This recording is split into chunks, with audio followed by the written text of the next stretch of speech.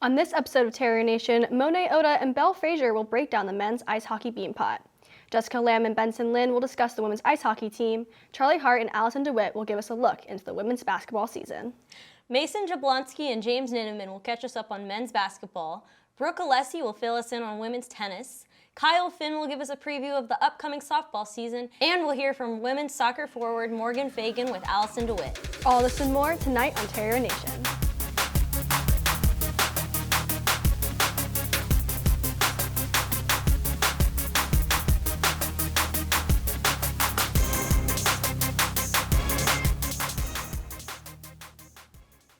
Good evening and welcome back to Terrier Nation. I'm your host, Haley Alvarez-Lauto. And I'm Charley Hart. The women's soccer team had 6 wins and 3 losses in conference play this season. They finished 3rd in the Patriot League, and their season ended in the semifinals of the Patriot League Championship, where they lost against Bucknell in the penalty shootout. Now let's throw it over to Allison Dewitt with forward Morgan Fagan to talk about the incredible season they had. Thanks, Haley. I'm here with Morgan Fagan, a standout member of the women's soccer team here at BU. So Morgan, tell us about some of the highlights of this past season. Do you have any favorite moments? Yes, I definitely do. One of my most memorable moments of this season was when we played Michigan, and I scored in the first minute, probably one of my favorite goals of the season, and I remember being so happy, and I ran into my teammates' arms, and that's just a moment I'll remember forever. Who are your biggest role models in soccer? I know this is going to sound really cheesy, but my biggest role models are honestly my teammates. Mm-hmm. Every teammate I've ever had has pushed me to be a better version of myself and an athlete, mm-hmm. and especially my teammates here at BU. I would not be the player or person I am without them. What was your team's biggest challenge this season, and how did you work to overcome it? Yeah, so I think my team's biggest challenge this year was just the kind of grind of our schedule a little bit. We had a lot of road games and a lot of stretches where we were just on the road for a considerable amount of time. And, that can just take a lot on you with, school and just kind of the grind of it all. And I think we just really tried to focus on creating the same atmosphere on an away game as we mm-hmm. did for home games. And so I think just kind of by keeping that mindset, it really helped us kind of push through those long road stretches. Yeah, I imagine being on the road must be tough. Yeah, it's not the easiest thing. I guess speaking of academics, you made the all-academic team this year. And I know you're in Questrom, so I was wondering, how do you balance soccer with your academics? Yeah, it's really just all about time management and knowing when you need to do your work and just mm-hmm. staying kind of disciplined. I'm pretty disciplined as an athlete, but you also have to be pretty disciplined in the classroom as well, mm-hmm. because the two go kind of hand in hand. And I knew if I had a game at that later that night, I needed to kind of schedule out some time earlier in the day mm-hmm. to do my work and stuff. Looking forward to your junior season, do you think your dynamic with the team will change as an upperclassman, and do you anticipate taking on more of a leadership role in the future? Yeah, so I definitely hope to take on a little bit more of a leadership role as a junior, and mm-hmm. It's a little strange saying I'm going to be a junior, which is crazy because time flies, mm-hmm. but no, I'm definitely excited for my junior year, and it'll be fun to have a whole new class of freshmen as well, and just kind of keep up the overall spirit of BU women's soccer and help them really mesh with the team. Mm-hmm. Looking forward into next season, how are you guys preparing during the off season? Yeah, so we've definitely been putting in the hours this off season. We're currently in 8-hour weeks because mm-hmm. of NCAA rules, but we've been training, lifting, conditioning. Just we're all really focused on the championship in November. Patriot League Championship, and because that's our end goal. Mm-hmm. And so we just kind of keep that goal in the back of our mind and just work as hard as we can in this off season. All right, well, thank you so much. We wish you and your team the best of luck in the future. Now, Belle Fraser and Monet Oda will bring us the newest on men's ice hockey. Thanks, Allison. The men's ice hockey team suffered a major upset at the hands of the Northeastern Huskies by a score of 3-1 on Monday night in the Beanpot semifinals. This upcoming Monday, they'll face Boston College in the consolation game, and although the showdown is set to be another exciting rendition of the Battle of Comav, a consolation game is not a championship. I'm Monet Oda. She's Belle Fraser. Belle, what did you see in the Terriers' play that made them fall just short against the Huskies? BU just didn't look like themselves on Monday night. They got away from all the things that have made them successful this year and were unable to adjust or find any spark through the full 60 minutes. I would give a lot of credit to Northeastern's physicality. They put the Terriers on their heels early, and it almost looked like BU was playing scared. While they've been working on discipline and staying out of the box, BU lost an important gritty edge and let the Huskies push them around and off of pucks in all 3 zones. BU has shown great resilience this season, but they seem to plateau through 3 periods and never got anything going until Matt Brown's goal with just under 2 minutes left in regulation, but obviously it was too little too late. Northeastern came back with a deflating empty netter that we don't need to talk about, but in all, Northeastern's smothering defensive structure suffocated a BU offense that came into the Beanpot with most goals per game in the country. The Terriers also went 0 for 4 on the power play in a night where special teams would have made all the difference and gave them an opportunity to get back in the game in the second period before the third. There was a Husky in every passing and shooting lane, which stopped the Terriers from setting up any consistent time in the O zone. And it just seemed like BU was looking for the perfect shot, when in reality they should have been throwing everything on net, especially against a goaltender as talented as Devin Levi. Speaking of the Northeastern netminder, Monet, what did you think of his performance on Monday? I just want to touch on a point that you just mentioned. You're absolutely right. Northeastern outblocked BU 21-10. If you're the Terriers, you have to block more shots, even if you're not named Cade Weber. But also, facing such stifling defense means you have to find yourself in better passing and shooting lanes than the Terriers did all game. Now, with Levi, he's been the talk of the town for the past couple seasons, and rightfully so. He was top 3 for highest save percentage and most shutouts in a single season in NCAA hockey history last year, and he's continued to be a standout goalie this year. But the Huskies have had their struggles this season, and BU still has not been able to figure Levi out. In 3 games against him this season, they have only won once, and that victory came in overtime, and they've been held to just 5 goals. So as the highest scoring team in college hockey, that's unusual and unacceptable. They have to put up consistent shots from puck drop to the buzzer if they want to solve Devin Levi. I totally agree, and with the success this year's team has had, they've been compared to the 2009 group a lot. With the Beanpot loss, they've obviously forged off script a bit, so what do you think about these comparisons? If you look back at the 2009 championship team, they won everything they could. They won the Beanpot, they won Hockey East, they even won the Denver Cup and the Icebreaker Invitational in the regular season. Every tournament they went into, they came out top dog, no pun intended. While this current team came into Monday on a 7-game win streak, they've had their missteps this season with the loss against Michigan Tech and Arizona in the Desert Classic, the 9-6 loss to BC, the 9-6 victory against Maine that was dysfunctional at best. This team is good, but they were due for a reality check at some point, and it's unfortunate that it had to come on the biggest stage in college hockey in the Northeast. All of this being said, however, there's always some silver linings to be found, especially with a roster like the one BU has right now. So, Belle, who are your 3 stars of the game? I think that's an important point, that this is still a great roster, it's still a great team, and a loss in the Beanpot semifinals does not end your season. Even though it felt like that on Monday night, there's still a lot to be excited about with this team. So I would say Monday, my 3 players of the game would definitely be Wilmer Skoog, Lane Hudson, and Drew Comesso. All 3 of them battled until the final horn, and they've been some of BU's more consistent players this season. Lane Hudson, per usual, reliable on the blue line, but still used his offensive talent to really push in the O zone, setting up his teammates. He drove to the net a couple times. Wilmer Skoog, I think, was good all game, but especially stepped up in the 3rd period. He was a bit harder on pucks and had some good looks. He also brought a physical edge, which BU wasn't really showing through the first 2 periods. And then Drew Comesso was just Drew Comesso. He is always strong on the back end for BU, and he gives his squad a chance to win every night. He came up huge on some Northeastern odd man rushes.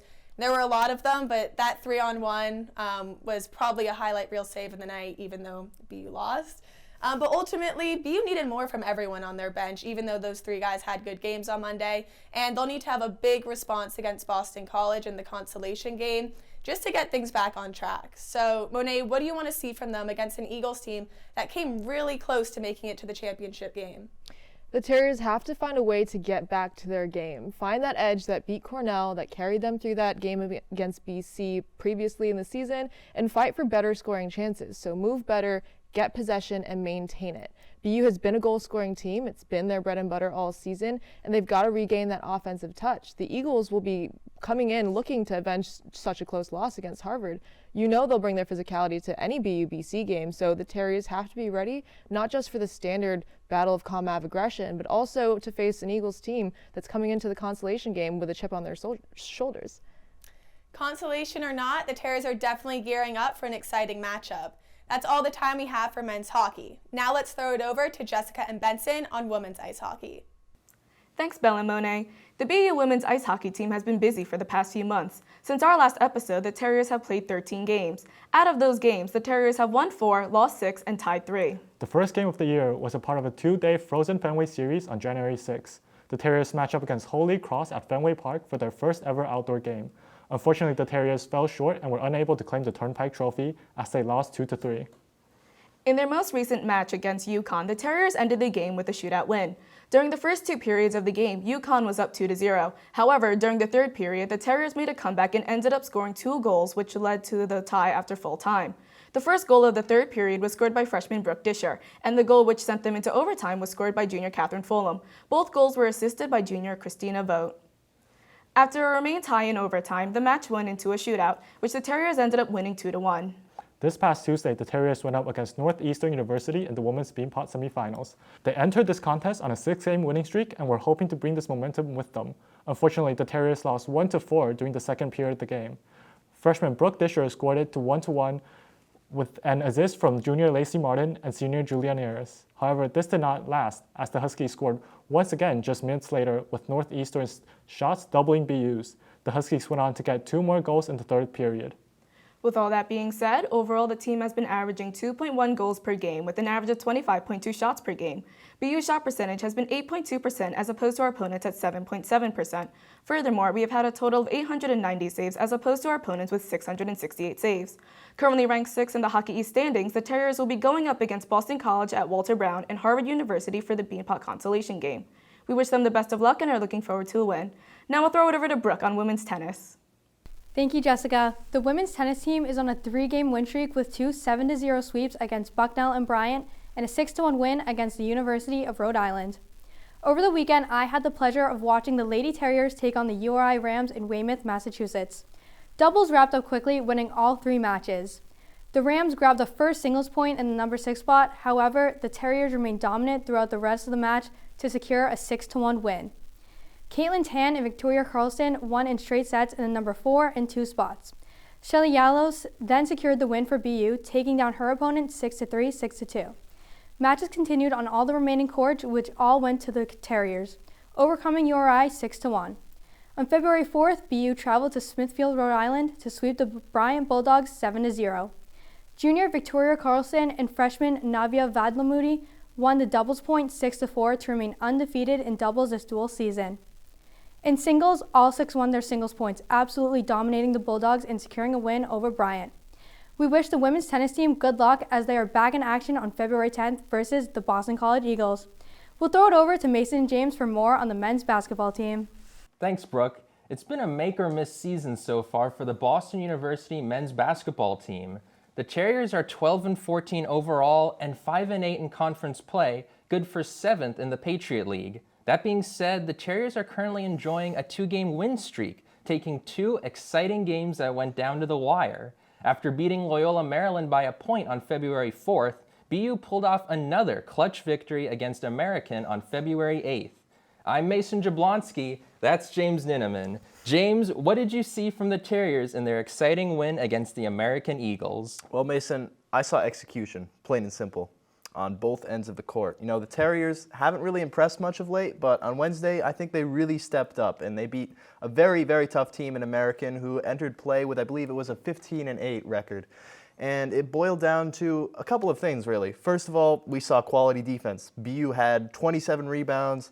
They had 18 turnovers forced. Secondly, we saw a near-perfect performance on the free throws. Terriers went 15 for 17 on the line on Wednesday, and that is a very, very drastic improvement from last week's performance against Lehigh, where they missed 9 free throws in a game that they lost by 11. So, you know, those 9 could have helped them out a little bit. And most importantly, though, we saw the supporting cast step up, support big man Walter White. We saw Miles Brewster score 11. We saw big man Nevin Zink score 11. We saw Jonas Harper and Ethan Britton Watts each come up with 8. When these guys are supporting Walter White in the spreadsheets, this team is going to be hard to stop. Yeah, absolutely, James. And how about the clutch play of Ethan Britton Watts down the stretch? His first basket of the game was a timely one, as he hit the go-ahead 3 with 5 minutes left to put the Terriers up by 2.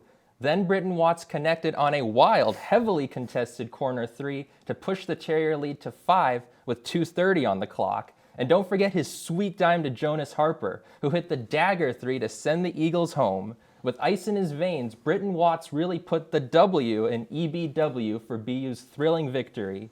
So James, what can the Terriers do to keep those W's rolling as they approach the end of the season? Well, I think it's pretty simple, Mason. Keep up the vibes. Keep supporting Walter White. He's been here since 2017. This is his 6th year.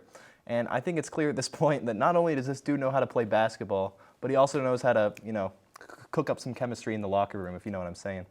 This is 100% his team, and if he and everyone else play up to their capabilities, the sky is the proverbial limit. Yeah, you're absolutely right, James. Team chemistry goes a long way, and with great chemistry comes great responsibility. When things are really clicking, players can rely on each other to provide intensity and hustle, and we can see that in BU's effort to crash the offensive glass and earn trips to the charity stripe. As long as the Terriers continue to do so and do the dirty work on both ends, they'll set themselves up for success. Speaking of success, BU's climbing towards some incredible milestones. That's right. Head coach Joe Jones is now on the cusp of history with this BU squad. Their next win is going to be number 200 under Coach Jones. Plus, Walter White is now 3 points away from becoming the 8th Terrier to score 1,600 points in his BU career. That's 1,600 with a 1.600. Yeah, James, White is really solidifying his spot in Terrier history. Walter White is definitely a name that will never be forgotten for this BU men's basketball program. But don't forget about Jonas Harper, who's just 42 points shy of becoming the 30th Terrier to score 1,100 career points. Harper reached the 1,000-point plateau back in January. Mason, I think we both know what time it is. We sure do, James. The Magic basketball is back. And better than ever. Whoa. I think it's time we did a real magic trick with this bad boy. I agree, James. Let's see. Whoa, okay. Magic basketball, what awaits the Terriers the rest of the season? If this basketball disappears, then the Terriers are going to win out. Oh, let's see what's going to happen. Whoa, whoa, whoa. Oh my goodness. Magic, folks. It's gone. Magical stuff, James. You know what they say, folks? That ball does not lie. The Terriers head to Easton, Pennsylvania to continue their season against the Lafayette Leopards on February 11th. That's it for me and James. We've got to bounce. Let's throw it over to Allison and Charley on women's basketball. Thanks, Mason and James. The women's basketball team has put on quite the show since we last spoke of them. They've posted an incredible 12 wins and just 4 losses since December 1st. They are currently on an 11-game win streak. BU had a 100-57 win against Loyola Maryland on Saturday. Sydney Johnson led the team, scoring 20 points, and Caitlin Weimar had the most rebounds for the team. Overall, BU performed very well, making this game their 16th win of the season. Looking ahead, with 7 games left in the regular season, the team hopes to keep its spot at the top of the Patriot League standings going into the playoffs. We wish them the best of luck as they move forward with their season. Now we'll throw it over to Kyle to hear his preview of the upcoming softball season. Thanks, Allison and Charley. Coming off an historic year, which included a 4th straight regular season title, the Boston University softball team has claimed the top spot in the Patriot League preseason poll. The Terriers finished with 68 points, including 8 first-place votes. They just edged out Lehigh, who finished with 66 points. BU represented 6 of the 12 members selected for the All-Patriot League preseason team. Junior shortstop Kayla Ronson was voted to repeat as Conference Player of the Year, while senior pitcher Allison Bowes was voted to repeat as Conference Pitcher of the Year. The other 4 players include infielder Nicole Amodio, pitcher Lizzie Avery, outfielder Emily Gant, and Lauren Keller. The Terriers are led by head coach Ashley Waters and assistant head coach Becca Carden. Under their leadership, the Terriers broke a program and conference record last spring, going on a 27-game winning streak.